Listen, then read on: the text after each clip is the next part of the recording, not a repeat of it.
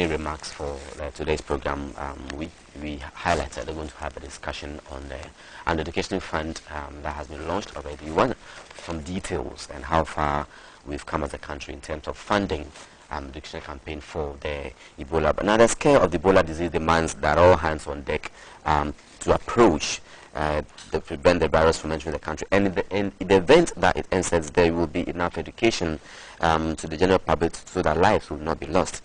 Now, this government is doing through the Ghana Health Service under the Ministry of Health. And to that effect, the government has released an amount of 6 million Ghana cedis, of the 25 million Ghana cedis earmarked for this social project. But then, considering that the disease does not discriminate, Dalex Finance, a leasing company limited, a private institution, has come on board to lead the private sector operators to provide financial support to scale up the educational drive on Ebola. In the studio this morning, I have Chief Executive of Dalex Finance, and it's in the person of Mr. Kenneth Kwamina Thompson. Good morning, sir. Good morning. Most welcome. Thank you.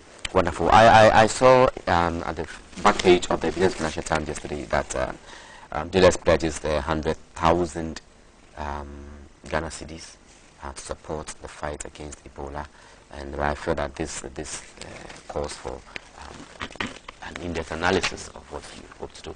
Now, first of all, what informed Dalex's decision to champion the cause of creating Ebola Education Fund? Okay. You know, for quite some time, as I've got to know more about Ebola, I've become extremely concerned about how easily it spread. That's right. So, for example, I have roots in Shama. Okay. You know, Shama is in the western region. Most people fish, a lot of people fish. So, and you know, movement along the coast is very fluid. So a relative comes in, they are throwing up, they are running, they have blood coming from orifices. The last thing on anybody's mind is Ebola. They are going to care for the person. They'll probably take the person to a prayer camp. Might take them to a district hospital. So I have been thinking that there must be some way by which we can help. And, you know, by being a company, a leading company, it gives us an opportunity to provide some help. And I've always championed the fact that the private sector in Ghana is a game changer. We can see the changes the private sector have brought to healthcare, financial services, airline aviation. And so somebody needs to do something about it. I mean, I happen to be the messenger. But above all, I really love this country. I mean, what I am, what Dalex is all from Ghana. I've got nowhere else to go. I think that there are enough good people in this country to make a difference. That's right. And that we should start. I mean, I remember watching TV some years ago in England, and some, you know, long-haired white person comes and says donate to Ethiopia, and he was banging the table and going on, and I'm thinking, is this guy for real? And that was Bob Geldof. And see the contribution that Life Aid eventually made. And I think that we should show leadership. Collectively, we can make a difference. Okay. So I just happen to be the messenger. All right. But I think that the ease by which Ebola can spread in this country is so easy. You know, they've come up with airlines, you know, we've come up with set-up screening centers at the borders. Really, does anybody truly think that even if we have them, it will pick them up? People walk across the border, and what we need is information. But collectively, we can make a difference. I just happen to be the messenger. That's all I am. Dalex is not pledging. We've already given 10,000. We've sent text. We have over 1,000 sales executives. We sent text. We're spreading the message. All right. We've printed leaflets. Okay. So you started already, actually? Yes. I mean, that started over 2 weeks ago. And the more I thought about it, the more I thought about the ease at which you could spread. And I'm thinking, no, we have to do something. And so we're using our medium. We're giving, not because we have, we are comfortable. But I think there's something that says that, you know, if you must you must feel some pain. There's not pain about giving. There's something about giving that we should give up something to be able to give. And we think that a lot of people can give. There are a lot of good people that love this country. that wanted to make a difference, and we can make a difference. Okay. It's down to us. So I'm the pigeon, and we're going to use our, because I can come to GTV, I can make a call and ask, and somebody will provide me access. We have a medium, so we should try, and I'll make a difference. So that's the whole, what informed the decision. So that's the objective of the initiative, to create awareness? Yes, I think knowledge is power. That's right. And there's no point us sitting in Accra and start to think that, well, it's on the news, well, people are talking about. People do not know. And the information and the awareness is only effective if you're able to pass on the message. And I don't think if I went to Shama a couple of weeks ago, I talked about Ebola. They didn't know what I was talking about. They didn't know. They know what's up. And I'm not surprised. Okay. Why am I not surprised? Probably the information has not been disseminated in a way in which they will understand. Absolutely. And communication is only effective if the other party, can understand it. Right. And I don't want to go to people say government. Who's government? We are government. But the private sector, we should show initiative. And collectively, we can make change. There are enough good people in this country to make change. I see.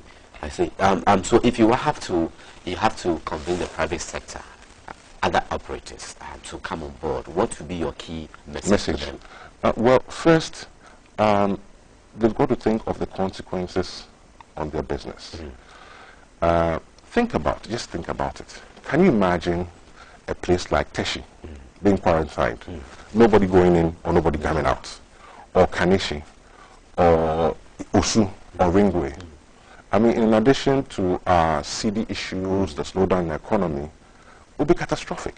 I mean, lives are going to be wiped out. So, in the first instance, it's self-preservation. In the second instance, we should try and make a difference.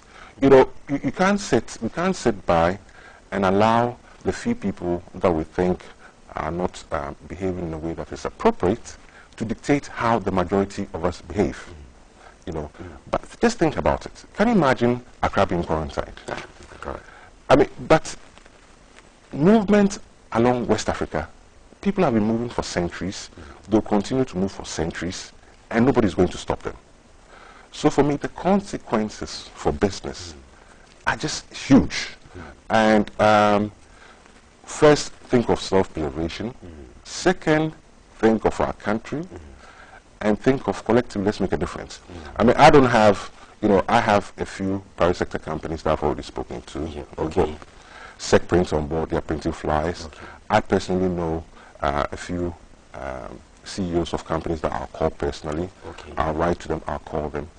But it's self-preservation. All right. We have to do something about it. But the ease of spreading is so easy. Yeah. It's so easy. And you can live behind your four walls in some affluent suburb, but if the whole system collapses, you can't function anyway. At all. You can't function. That's right. I see. Ken, I know that government, we said it's us, yes, but those in power to rule, to lead us, are doing something that I respect, and I know that government has doled out some 6 million Ghana cedis, to try, in a way, education and all that, setting up of centers, holding centers and all that. So where comes this issue? You think that is not enough, right? You're talking about a disease with such dark consequences. We're talking about a disease with, that can spread. I mean, Ebola could spread in Ghana in seconds. I mean, really, it could just spread. The government will do. The people out of our national cake, somebody has made that allocation. More can be done. For a country of 25 million people, a lot of people, farmers, up in villages, more can be done. So I think that the government has done a good job, but more should be done. And then we collectively as a people, outside our national budget, should dig deep and contribute. All right. We should dig deep and contribute. And let's remember that if it spreads, if it comes to Ghana, we're in trouble. We're in big trouble. And the east, I mean, think of somebody farming, I don't know, in Liberia or Ivory Coast or Benin or even Nigeria. They work across the border. For the border, it's nothing. it's not their fault for them. They've never been borders anyway. So the government, even if the government gives 20 million, we still need more. That's right. In any case, because the private sector has been able to make changes in significant parts of our sector, we are the best people to decide how to allocate resources. So if private money is put into it, we shall make sure it happens. As part of the fund, we have our Ebola, we have an advisory board, we have Kukusi Shadu on board, we have Mr. Joe Heming of Deloitte's Institution Board. I'm a member, but it's got nothing to do with Dalex. I mean, Dalex is just a vehicle. But we need to make a difference, and somebody has to do something. And through this, people will also probably be inspired to do things of importance, because I really get fed up with, we're always being told to do things that we can do ourselves. And we can do it. We can do it. Collectively, we can make a difference. And so that's where we're coming from. We've put out some adverts in newspapers. We have a telephone hotline. We're starting contacting people. We're starting to go through the media. And it's not as if we have that huge back office of 20 people or 30 people waiting to receive calls, but we're going to do it. And at least let's say that we tried. I don't want to say, Ken Thompson, maybe you could have done something. I tried. Okay. What the target amount we're looking at? We started with 1 million. Ghana cedis. Okay. The 1 million Ghana cedis. We're putting 100,000. We will extend it to probably 5 million. But I don't want to create, one step at a time. One step at a time. And as we go along, we'll try and increase it. But the important thing is that we've got to start to educate the people. And we've got to educate them in the language they understand, because the message is not getting through. So when we get our companies to print flyers, we're pushing out, we send out SMS text messages. I mean, there are a lot of companies in Ghana that have a huge sales force. Send text messages, let them talk to people.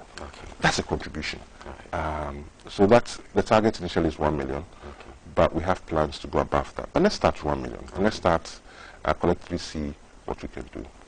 Before you go, can you have partners doing this with you, or you just leading? Yes, no, okay, so it was our initiative. We've got the BFT supporters. We've also got UNICEF. UNICEF actually is also on the advisory board because they hold the content. They tell us, this is the best way to do it. Actually, yesterday they were talking about an SMS system where people would actually be able to call in and they'll be giving information in their local languages. But let's do this because we love this country. We've got nowhere to go. This is Ghana. This is for us. Nobody's going to change it. We have to change it. The your final words about 10 seconds, your final words before we take care of you. Ghanaians, whatever we want to do, we can do. Whatever we set ourselves to do, as Ghanaians, we can do it. We shouldn't have fear. At least, let's say we tried. But let's not worry about what 2 or 3 people are doing that we don't like, and let's not use an example to guide us. And let's show that giving, there must be some sacrifice. Giving involves sacrifice. But then, when you give, remember that you're giving really to yourself. If this thing gets out of hand, we're in trouble. But we love our country. Let's do something about it. And Ken Thompson is only the messenger. All right. So Ken Thompson is only a messenger.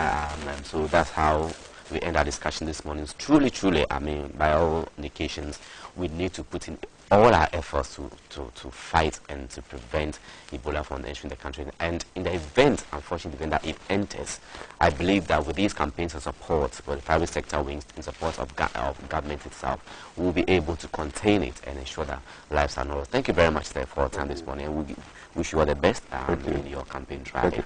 Yeah, I hope to come back maybe in a couple of weeks' time. To talk about what we've done, to update you. Wonderful. Talk about what the people have done. Because let's see it as a collective effort. I mean, media give time. I mean, I give my time.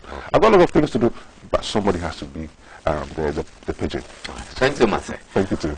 So the breakfast show has just started, and this is how we started this morning. We'll be right back, and I believe that Sister could be here with her for discussion.